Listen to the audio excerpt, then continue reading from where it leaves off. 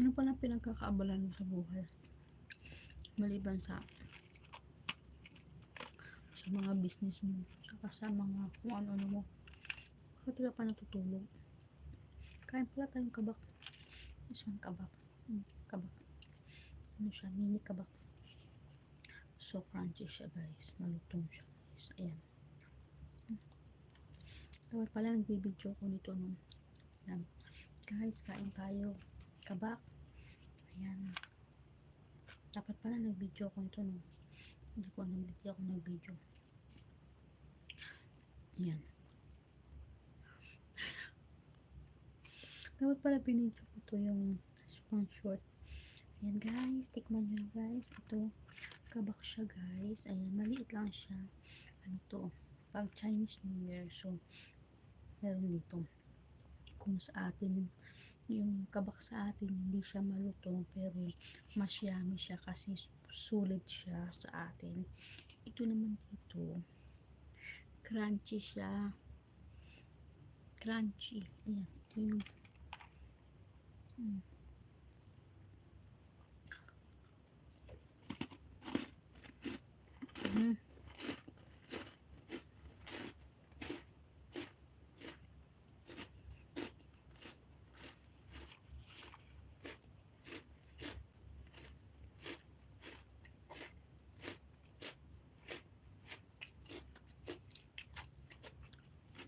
ang sarap guys.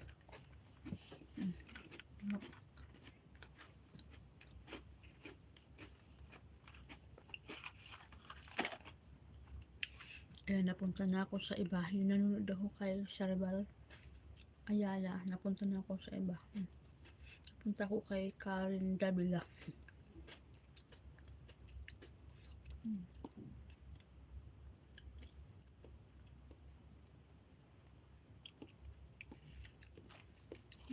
Ano pa? Di ba ang lutong? Narinig yung super crunchy siya guys. So, hindi kaya sa atin na yung ayan, harang na naman si Slice sa Jing Caballero. Ayan, oh, harang na naman, oh. Yung maning-maning yung harang.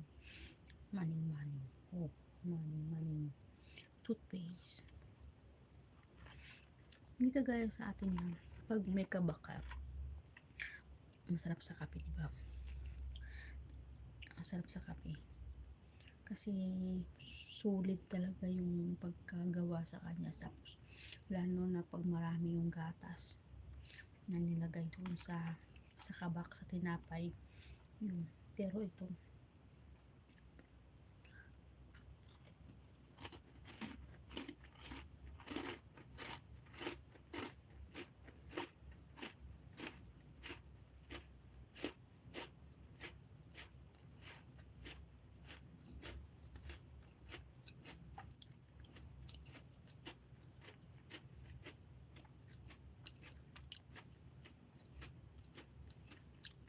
sipag mo naman sa station dun.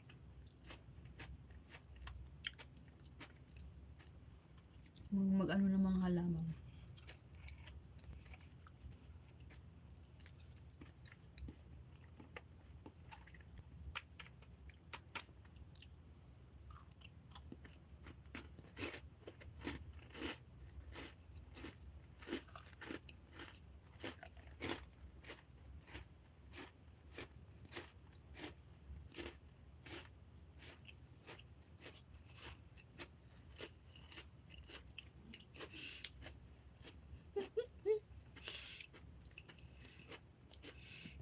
Bakit sa Lisa Jen?